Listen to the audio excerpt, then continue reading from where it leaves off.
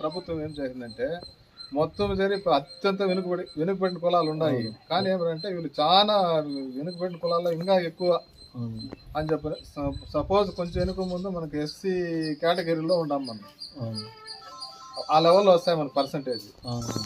అందుకనేసి మనం అందరూ ఏం చేస్తామంటే ఒకసారి ఎక్కడన్నా బైరెడ్డిపల్లి మండలంలోనే ఒకసారి తీసుకునేమంటే అందరూ ఒకసారి అన్ని కులాలు మనకు తెలిసిన వాళ్ళంతా చెప్పుకుంటే ఒకసారి మీటింగ్ జరిగి వాళ్ళందరూ చెప్పుకుంటామంటే వాళ్ళందరూ కలుస్తారు.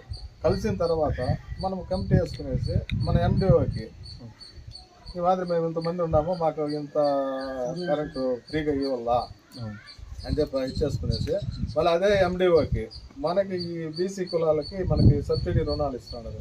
అది వచ్చి మనకి 80% సబ్సిడీ ఇస్తూ ఉన్నారు. 20% మనకి మనం కట్టాల్సింది.